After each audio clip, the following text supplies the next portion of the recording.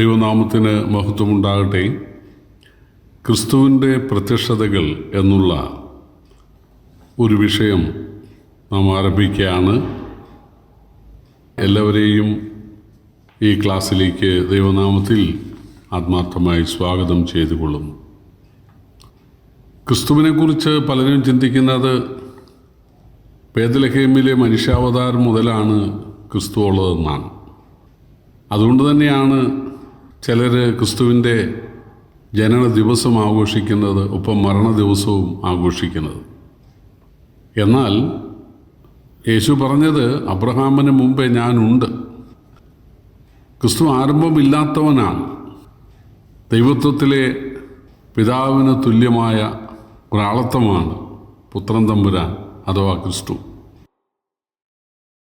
നാം യോഹന്നാന്റെ സുവിശേഷം 1-ാം അധ്യായത്തിൽ വായിക്കുന്നത്, ദൈവത്തെ ആരും ഒരു നാളും കണ്ടിട്ടില്ല, പിതാവിൻ്റെ മടിയിൽ ഇരിക്കുന്ന ഏകജാതനായ പുത്രൻ അവനെ വെളിപ്പെടുത്തിയിരിക്കുന്നു എന്നാണ്. അതുപോലെ യോഹന്നാന്റെ സുവിശേഷം 1-ാം അധ്യായം 9-ാം വാക്യം, അതിനു മുമ്പ് നാം വായിക്കുന്നത് സത്യവെളിച്ചം ലോകത്തിലേക്ക് വന്നുകൊണ്ടിരുന്നു എന്നാണ്. 10-ാം വാക്യം, അവൻ ലോകത്തിലുണ്ടായിരുന്നു, ലോകം അവന് മുഖാന്തരം ഉളവായി, ലോകമോ അവനെ അറിഞ്ഞില്ല.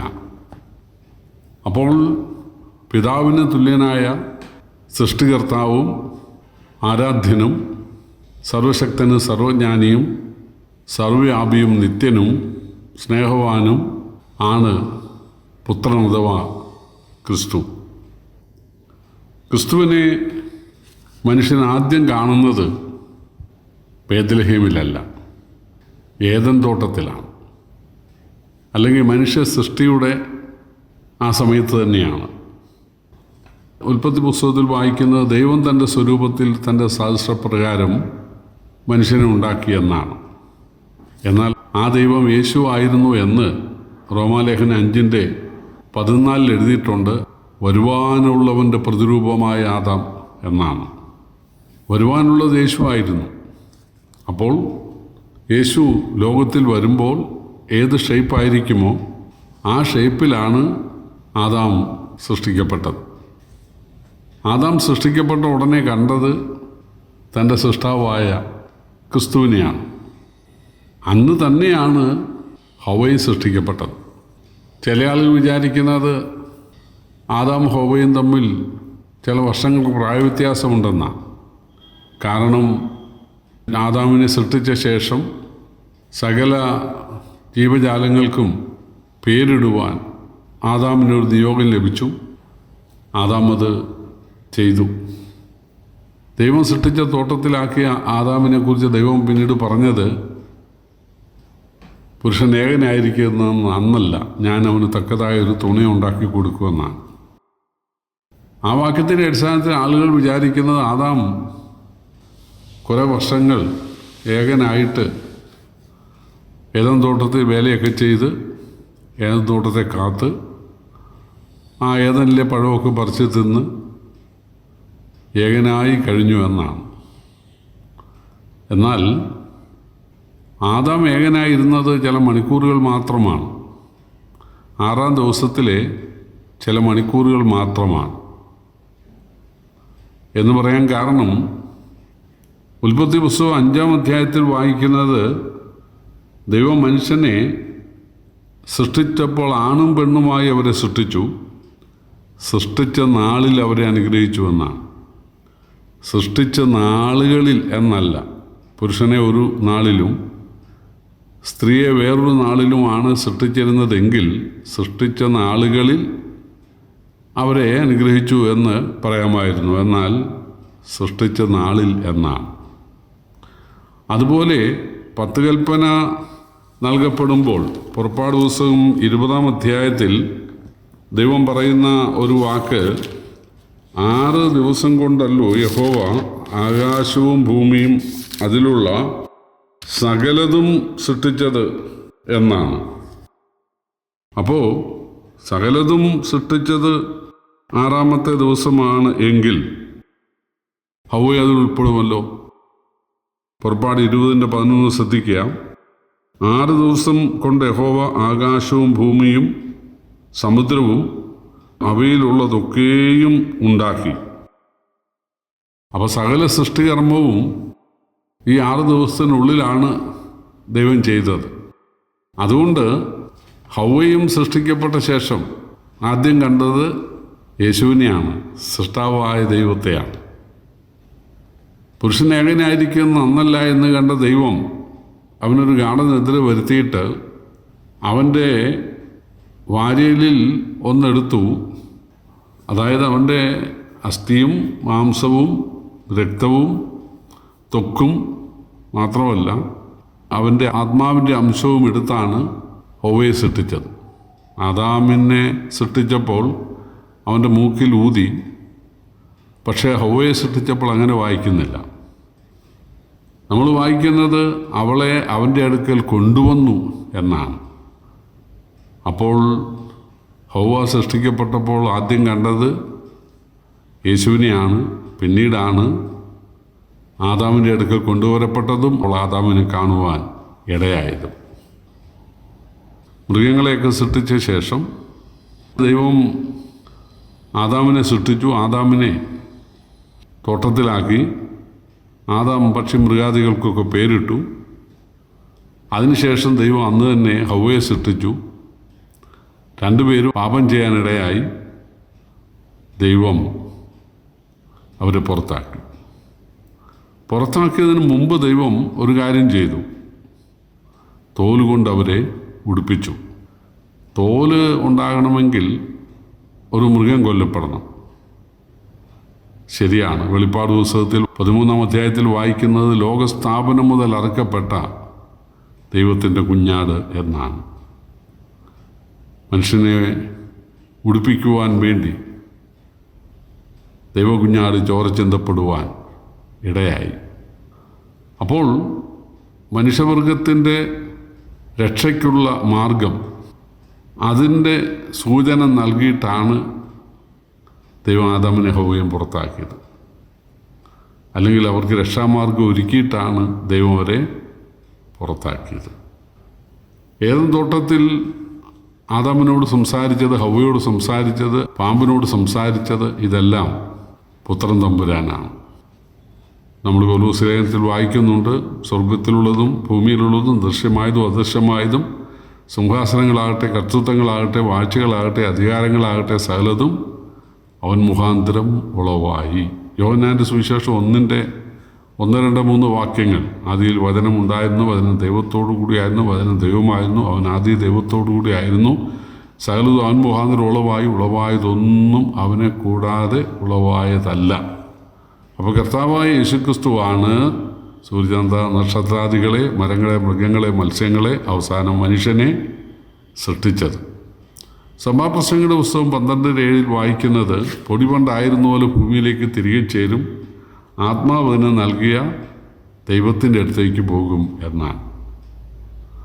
അപ്പോൾ ഏത് ദൈവത്തിൻ്റെ അടുത്തേക്കാണോ മനുഷ്യാത്മാവ് പോകുന്നത്, ആ ദൈവമാണ് മനുഷ്യനെ സൃഷ്ടിച്ചത് എന്ന് നമുക്ക് മനസ്സിലാക്കാം. മനുഷ്യൻ മരിക്കുമ്പോൾ പോകുന്നത് യേശുവിൻ്റെ അടുത്തേക്കാണ്. കുരിശിലെ കള്ളനോട് യേശു പറഞ്ഞു, ഇന്ന് നീ എന്നോടുകൂടെ പർദീസയിലിരിക്കും. അതുപോലെ സ്തേഫാനോസ് കല്ലേറ് കൊണ്ട് മരിക്കുമ്പോൾ കർത്താവായ യേശുവിനോട് പറഞ്ഞു, കർത്താവായ യേശു എൻ്റെ ആത്മാവിനെ കൈക്കൊള്ളണമേ. അപ്പോൾ മനുഷ്യൻ്റെ ആത്മാവിനെ കൈക്കൊള്ളുന്നത് യേശുവാണ്. 3-ാമത് അപ്പോസ്തലനായ പൗലോസ് മരണാസന്നനായപ്പോൾ പറഞ്ഞു, ഞാൻ വിട്ടുപിരിഞ്ഞാൽ ക്രിസ്തുവിനോട് കൂടെ. അത് പൗലോസിൻ്റെ ആത്മാവിൻ്റെ കാര്യമാണ്. അപ്പോൾ പൊടി പണ്ടായിരുന്ന പോലെ ഭൂമിയിലേക്ക് തിരികെ ചേരും, ആത്മാവിനെ നൽകിയ ദൈവത്തിൻ്റെ അടുത്തേക്ക് പോകും. മനുഷ്യന് ആത്മാവ് നൽകി തൻ്റെ സ്വരൂപത്തെ സൃഷ്ടിച്ചത് യേശു ആകയാൽ മനുഷ്യൻ മരിക്കുമ്പോൾ യേശുവിൻ്റെ അടുത്തേക്കാണ് പോകുന്നത്. രക്ഷിക്കപ്പെട്ട ആളുകൾ അവിടെ ആശ്വാസ സ്ഥലമായ പർദീസയിലും, രക്ഷിക്കപ്പെടാത്ത ആളുകൾ യാതനാ സ്ഥലത്തുമാണെന്ന് ഒരു വ്യത്യാസം മാത്രമേ ഉള്ളൂ.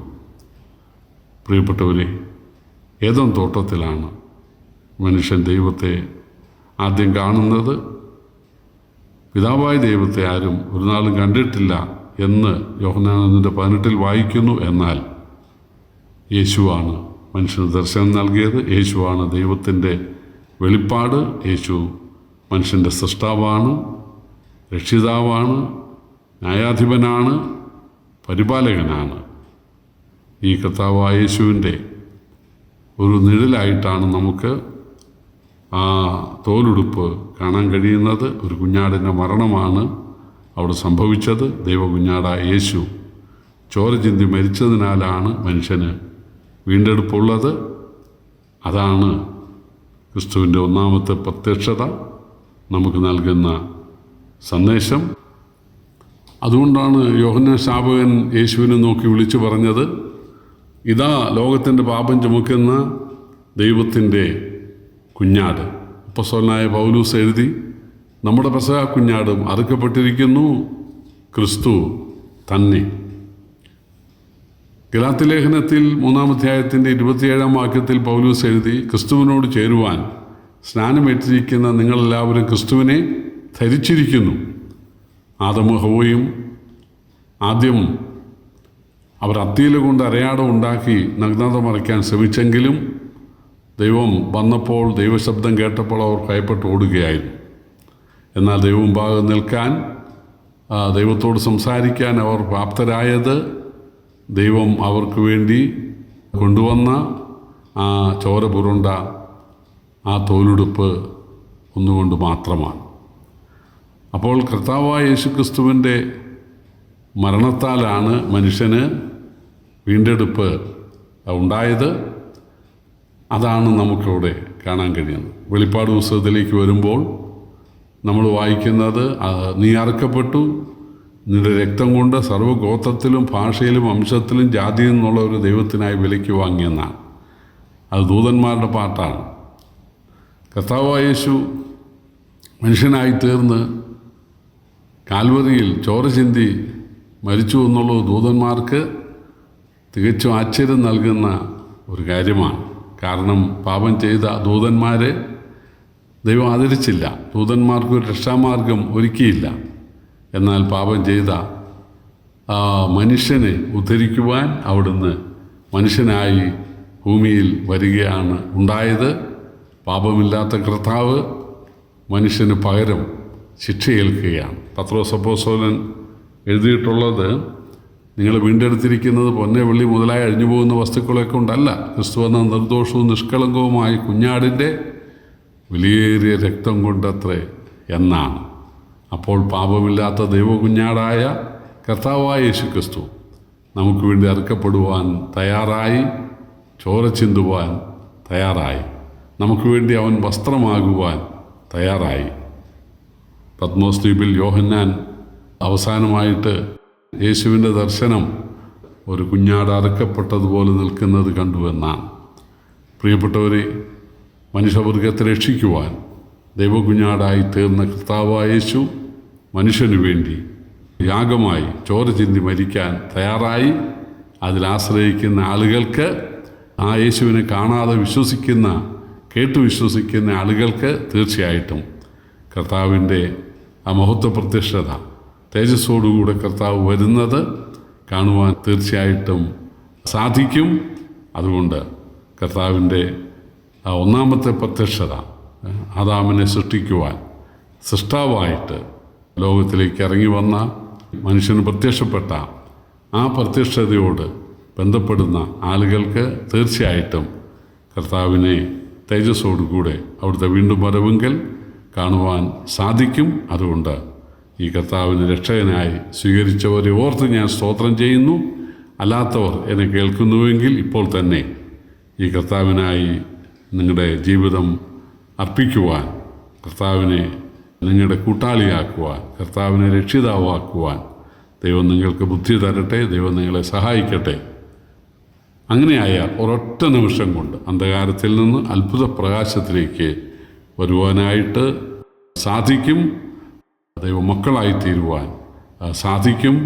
ദൈവം ആ ഒരു ഭാഗ്യം നിങ്ങൾക്ക് നൽകട്ടെ. കർത്താവിൻ്റെ വലിയ നാമം ഇന്നും എന്നേക്കും വാഴ്ത്തപ്പെടുമാറാകട്ടെ. ആമേൻ.